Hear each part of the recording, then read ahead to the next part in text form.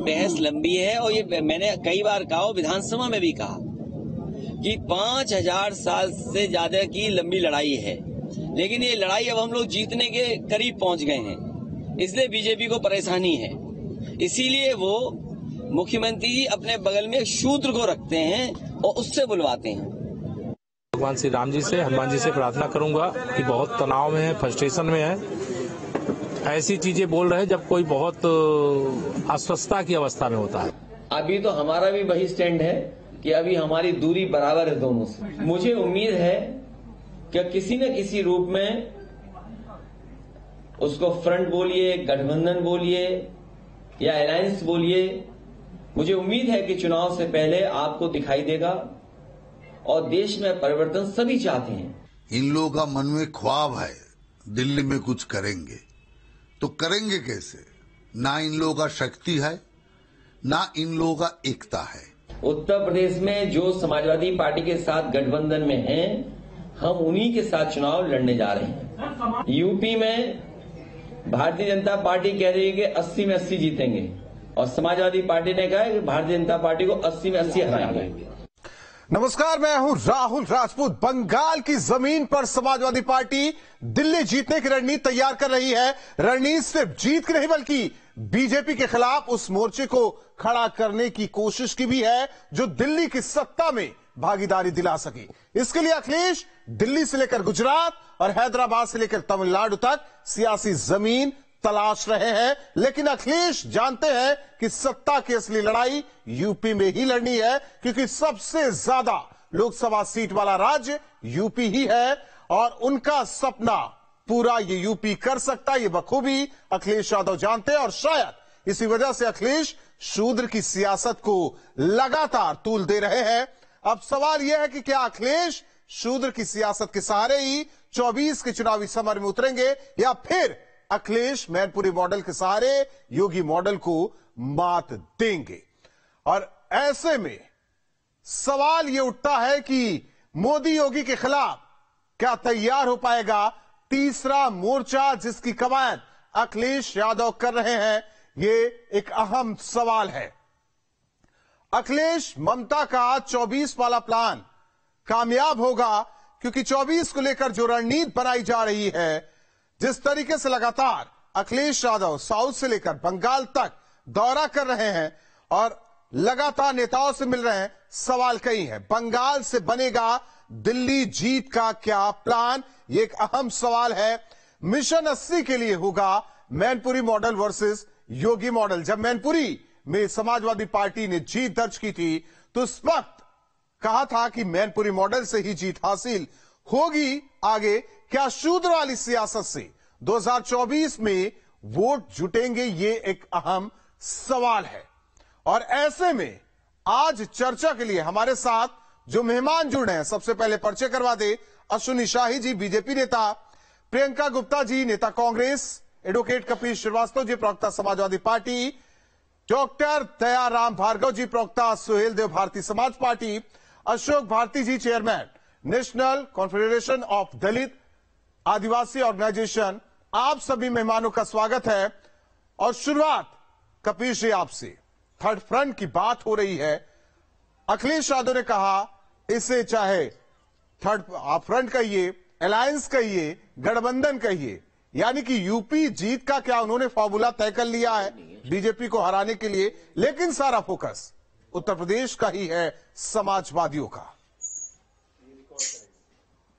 देखिए राहुल भाई, ये स्पष्ट सी बात है कि जो हमारा अधिवेशन पश्चिम बंगाल के अंदर हुआ है, आत्ममंथन आत्मचिंतन भी हुआ है, मुद्दे क्या होंगे इस पर भी बात हुई है, और क्या लाइन ऑफ एक्शन होना चाहिए, क्या मॉडल होना चाहिए, ये सारी चीजों को तथ्यात्मक रूप से पार्टी के अंदर डिस्कशन किया गया। वक्त काल परिस्थितियों में आपके समक्ष भी वो तमाम चीजें आने लगेंगी और कार्य रूप में परिणित होते हुए दिखेंगी। देखिए, थर्ड फ्रंट की आहट जो आप लोग कहते हैं, थर्ड फ्रंट, हमारे माननीय राष्ट्रीय अध्यक्ष जी ने कहा आप इसको फ्रंट कह लो या गठबंधन कह लो या अलायंसेस कह लो, जो भी आप कह लो, उसमें विपक्ष के सभी दल, समाजवादी पार्टी, ममता बहन जी की पार्टी, नीतीश कुमार जी, लालू जी, केजरीवाल साहब, शरद पवार साहब और ये तमाम जितने बड़े नेता लोग हैं या केसीआर साहब, सब कमान संभालेंगे और निश्चित तौर पे समाजवादी पार्टी एक बहुत बड़ा भूल गए शायद छतरी बनाने जा रही है। अश्विनी शाही जी, फ्रंट, थर्ड फ्रंट ना कहिए, फ्रंट कहिए इसे, और ये फ्रंट बीजेपी के एकदम सामने होगा। सवाल 24 को लेकर है।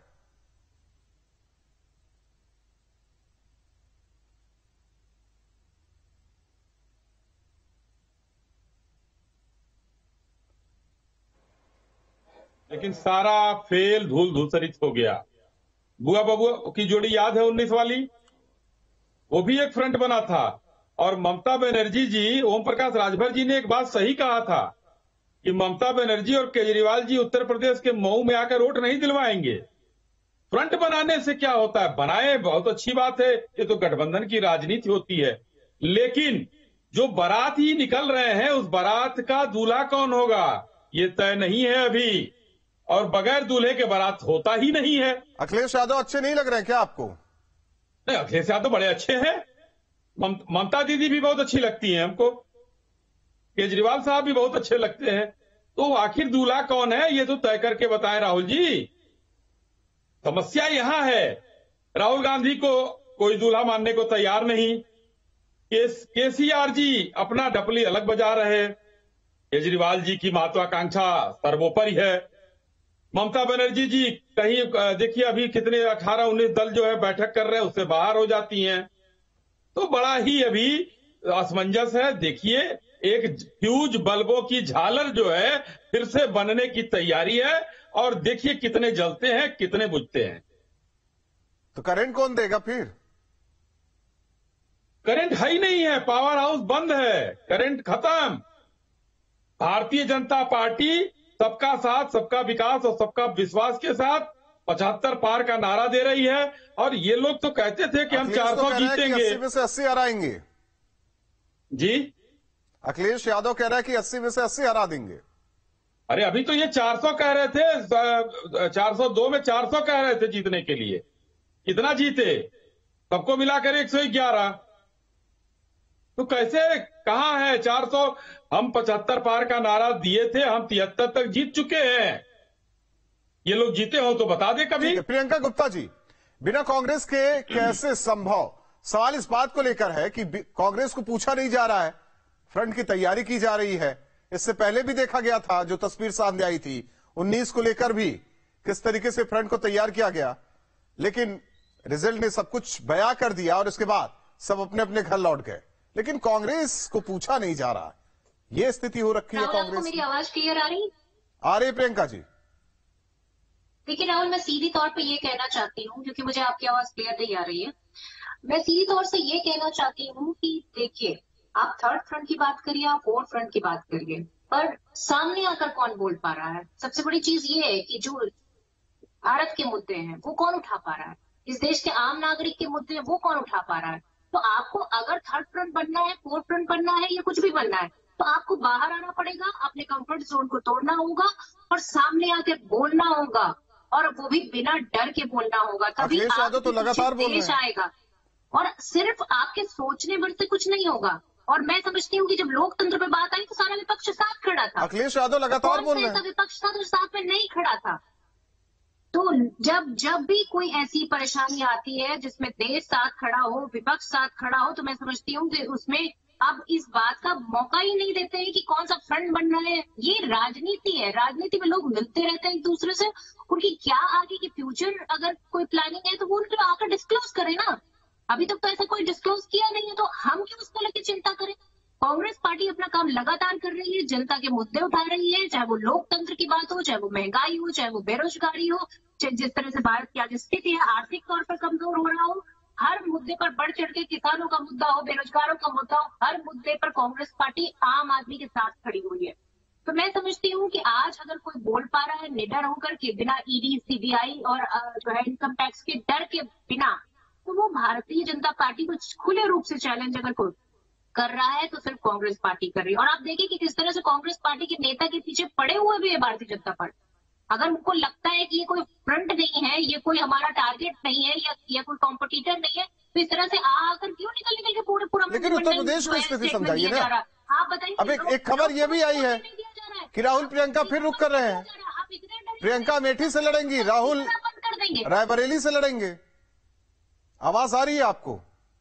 नहीं, वक्त तक का इंतजार करिए। राहुल जी, इतनी जल्दबाजी क्या है? आज जो अभी के मुद्दे हैं उस पर तो डिस्कशन कर लिया जाए। ये तो 1 साल भर पुरानी कवायद है ना, आज से 1 साल पहले चालू कर दी जाएगी क्या? भारतीय जनता पार्टी अगर सिर्फ इलेक्शन के मोड में बैठी है तो पूरा देश इलेक्शन के मोड में चला जाए क्या? सारा विपक्ष इलेक्शन के मोड में चला जाए? मैं सिर्फ इतना पूछना चाहती हूँ, वर्तमान स्थिति का क्या? उत्तर प्रदेश में बिजली नहीं है, बिजली कर्मचारी हड़ताल पर बैठे वहां के लिए अखिलेश यादव भरपूर मुद्दे उठा रहे हैं। बिल्कुल, मुद्दे तो उठाने ही पड़ेंगे ना। बिना मुद्दे उठाए अब जनता के बीच पे जाए, आप कैसे सोच लेते हैं कि कांग्रेस की जगह कहाँ बन रही है उत्तर प्रदेश में? उत्तर प्रदेश में कांग्रेस की जगह कहाँ बन रही है? कांग्रेस की जगह उत्तर प्रदेश में नहीं, पूरे देश में है। और मैं समझती हूँ कि बात कर रहा हूँ, देश छोड़ दीजिए, उत्तर प्रदेश बता दीजिए। जगह आम आदमी के दिल में भी है और जिसके मुद्दे उठाए जा रहे हैं उनकी आवाज भी है। और पूरी यात्रा भार्गव जी, अखिलेश यादव का बयान आपने बखूबी सुना। उनका कहना है कि उत्तर प्रदेश में जो भी दल है हमारे साथ, उत्तर प्रदेश में भी माहौल आने वाले 24 के चुनाव में साथ रहेंगे। आप लोग तो 22 तक साथ थे, 22 के बाद साथ छोड़ दिया। 24 के लिए कुछ स्थिति बनती है? देखिए राहुल भाई, सुहेलदेव भारतीय समाज पार्टी उत्तर प्रदेश के 25 करोड़ जनता के साथ में खड़ी हुई है। आपने देखा होगा 2022 के चुनाव के बाद सभी पार्टियों ने स्थान ग्रहण करके एसी में बैठने का काम किया होगा, लेकिन सुहेलदेव भारतीय समाज पार्टी 2022 के विधानसभा चुनाव के बाद हम सावधान यात्रा के माध्यम से उत्तर प्रदेश के 75 जिलों हैं उसमें जाने का काम किए। गांव, गरीब, किसान, मजदूर, नौजवान जो हमारे युवा साथी हैं उनको ये बताने का काम किए। सवाल ये है भार्गव साहब, मिला क्या आपको? जी, मिला क्या? हेलो, मिला क्या आप लोगों को? बिल्कुल मिला, क्यों नहीं मिला? जनता के साथ हम हैं। एक बात बताएं राहुल भाई, यही जनता है सत्ता से पलट देती है, यही जनता कुर्सी दे देती है, तो हमें तो जाना जनता के पास ही है ना राहुल भाई। और रही बात समाजवादी पार्टी कांग्रेस की, अभी हमारी कांग्रेस की बहन प्रियंका गुप्ता जी ने कहा चैलेंज। अब आज कांग्रेस की ये स्थिति हो गई कि भारतीय जनता पार्टी की केवल चैलेंज देने का काम करेगी। दूसरी बात, हमारे साथी सपा के कहा कि कलकत्ता से तैयार होगा, वो समय गुजर गया। वो नेताजी का समय था जो छोटे से छोटे कार्यकर्ताओं से मिलजुल के बात किया करते थे, किसी को नाराज नहीं करते थे। लेकिन आज का हालात कुछ और है। आपके यहाँ ट्विटर के माध्यम से ट्वीट किया जाता है, चौकी थाने में जो आपके स्वजीतीय लोग जो थाने जेलों में बंद है उनके यहाँ कोई मिलने नहीं जाता है। वो लोग, आपके समाज के लोग बहुत ज्यादा पीड़ित हैं, आपसे दुखी हैं। समाजवादी पार्टी से लोग दुखी, उनके मुखिया से दुखी हैं। और जो दुखिया है, जो दुखी लोग हैं, उन्हीं के बीच में समाज पार्टी जा करके उनको बताने का काम कर रही है राहुल भाई। क्या एसपी को दुख इस बात का है कि जो फ्रंट बनने जा रहा है या कहे कि अंदरूनी तैयार हो चुका है उसमें जगह नहीं दी जा रही है? नहीं, देखिए, एक तो मैं ये बताऊंगा कि आप खुद सोचें। एक बात बताएं राहुल भाई, मान लो आप लखनऊ के वासी हैं और लखनऊ में आप चुनाव लड़ना चाह रहे हैं, तो आप बताएं उसका गुड़ा गणित आप जो है हैदराबाद में तय करेंगे या कर्नाटका में जाके तय करेंगे? वोट तो आपको उत्तर प्रदेश की जनता देगी। ये देखिए परिपक्व जो दिखाती है, यानी कि एक प्रकार की जो मतलब मानसिकता ये है कि उनको यही नहीं समझ में आ रहा है अखिलेश जी को कि हम करें तो क्या करें। कहना क्या चाह रहे हैं? का काम उत्तर प्रदेश की जनता का है। कहना क्या? दूसरी बात, अब मैं सुन लीजिए राहुल भाई, मैं कहना चाह रहा हूं, अगर वाकई में सपा उत्तर प्रदेश की जनता को देना चाहती थी, यहाँ 2 लोगों से गठबंधन करती, बसपा और कांग्रेस से। जाहिर सी बात है वो 2 दल है जो यहाँ उत्तर प्रदेश के क्षेत्रीय राजनीति में अपने आप को भूमिका निभाते हैं। आप बताइए, आम आदमी पार्टी कहाँ खड़ी है? ममता बनर्जी कहाँ खड़ी है? उद्धव ठाकरे कहाँ खड़े हैं? शरद पवार कहाँ खड़े हैं? नीतीश बाबू कहाँ खड़े हैं? लालू यादव कहाँ खड़े हैं? ये जो तमाम चंद्रशेखर राव क्या कर देंगे? तो कहने का मतलब क्या ये लोग जादू मंत्र से वोट डालने का काम करेंगे? उत्तर प्रदेश की 25 करोड़ जनता 80 लोकसभा सीट पर अगर कोई जिताने हराने का काम करेगा, उत्तर प्रदेश की 25 करोड़ जनता करेगी। वहां पे क्षेत्रीय दलों का अहम भूमिका है। अशोक भारती जी, आपका रुख करेंगे, लेकिन उससे पहले उत्तर प्रदेश में अगर पिछड़ों कपिल जी जवाब दीजिए। कोई भी दुश्मन जादू मंत्र से वोट मिलेगा क्या? इनका एक बात बताइए, सपा और बसपा ये कह रहे हैं जनता जिताएगी। अरे भाई, तो जनता जिताती है, जनता हराती है, इसमें कौन सी नई चीज आप बता रहे हैं? सुन लीजिए, कोई नई चीज भी तो बताया कि जनता, अरे वोट तो जनता ही डालेगी, कपिल भाई जानवर तो डालेगा नहीं। मैं चुप हो जाता हूँ, आप बोल लीजिए। अरे भाई, किस तरीके की बातें करते हैं आप? किस तरह की बातें करते हैं? भार्गव साहब का कहना है कि जनता ही तो देगी ना। ममता बनर्जी वोट दिलाने नहीं आएंगी यूपी में, शरद पवार साहब नहीं आएंगे, जिनका कोई आधार नहीं, वो क्या करेंगे यूपी में आके आप लोगों के लिए? जिनका, हम तो ये कह रहे हैं जो पैरासाइट हैं उनसे इस देश और प्रदेश को बचना है। जिनके पास अपना खून ही नहीं है कि वो हार्ट को कुछ रक्त सप्लाई कर सके, समझ रहे हैं ना? नहीं, आप खुलकर बताइए। दिक्कत इस बात की है, कपिल जी खुलकर बताइए। सूप तो सूप, अरे चलनी भी बोले जिसमें 1000 छेद। नाम तो ले लीजिए, डर किस बात? अरे भाई, अभी अपने आप देखिएगा आप लोगों का। अब बिना, अरे राहुल भाई बिना नाम लिए चलनी का देखिएगा अभी छरछराना। अभी आप बस थोड़ा सा मौका तो दे दीजिए, बहुत मौका दिया हमारे मित्र। देखिए, दर्शक कंफ्यूज ना हो किसके बारे में आप बात कर रहे हैं। ना, जनता कहीं तो ले लीजिए नहीं है। कपिल जी, डर है क्या? जनता से ज्यादा जनार्दन कोई नहीं है। डर है कल को, हालांकि आज तो एक बात ये कह रहा हूं, दोस्ती हो तो मैं तो एक बात ये कह रहा हूं। अरे भाई सुनिए, मैं तो एक बात कह रहा हूं, विधानसभा के इलेक्शन नहीं होने जा रहा, 2024 का होने जा रहा, और सिर्फ उत्तर प्रदेश के लिए ही नहीं, पूरे देश का चुनाव है। सबका एक ही सवाल, पूरे देश में तानाशाही पूर्वक चलने वाली सरकार का आप पूरे देश में पीछे से समर्थन कर रहा है, ये तो आपको कार्यकारिणी की बैठक में दिखता है। सवाल इस बात को लेकर है, जिस गठबंधन फ्रंट की बात हो रही है वो कैसे फलीभूत होगा उत्तर प्रदेश में, जरा ये बता दीजिए आप। अच्छा, मुझे एक चीज समझ में नहीं आया, हमें लगता है कि हमारे माननीय मित्रों ने भी वो रिपोर्ट आपकी नहीं सुनी और शायद आपने भी नहीं सुनी। हमारे राष्ट्रीय अध्यक्ष जी ने स्पष्ट रूप से एक बात कह दी कि हमारा जो वर्तमान समय में गठबंधन है, 2022 नहीं, वर्तमान समय में जो हमारा गठबंधन है, हम उसी गठबंधन के साथ उत्तर प्रदेश में जाएंगे, लेकिन हम पूरे देश में कोशिश करेंगे कि जो समाजवादी विचारधारा के लोग हैं वो एक छतरी के नीचे आवें, एक दूसरे का सहयोग करें, और तानाशाह पूर्वक चलाने वाली सरकार जो ईडी का, जो सीबीआई का गलत उपयोग कर रही है, जो संवैधानिक संस्थाओं की चूल्हे हिला रही है, इनको रोकने का काम अगर करना है तो सभी समाजवादी पार्टी ये बात कहती है कि विपक्ष के जो भी दल हैं, हम फ्रंट बना रहे हैं, पड़ोस में पूछा ही नहीं जा रहा, नहीं कह रहे हैं, और पूरे जिले में ढिढोरा पीट रहे हैं। कर लीजिए, कपीस भाई, अगर कोई भी विपक्ष का जो पार्टी है, अगर वो हमारे समान विचार के अंदर, समान मुद्दे में हमारे साथ आना चाहते हैं। कपीस भाई, आप हमारे सच्चे मित्र हैं, थोड़ा सा संयमता बरते। धारा प्रवाह बोलने से सारी डिबेट नहीं, आप क्या करीब 15-20 अभी हमारे भाई ने कहा, साहब बोल रहे हैं, एक संदेश देने का काम किया। आप देखिए, आज 69,000 शिक्षक भर्ती घोटाले में जो पिछड़ों के साथ हुआ है, उसको लेकर के विपक्ष के आदरणीय क्यों नहीं गए, लेकिन रामगोपाल यादव पे जब 90 FIR दर्ज, उन पे कार्रवाई ना हो, उस पे योगी जी से मिलने जाते हैं। 25 करोड़ जनता कैसे आप पर विश्वास करेगी? पिछड़ों के दुश्मन है, मैं इसी आपको जो टिकट दिया गया, आपने बाहुबलियों को, लेकिन कपिल जी आप पर भी तो विश्वास नहीं वालों को भेज दिया, उसी जनता ने आप पर भी विश्वास नहीं किया। आप तो उन पर सवाल उठा रहे हैं, लेकिन अपने पार्टी को नहीं कह रहे।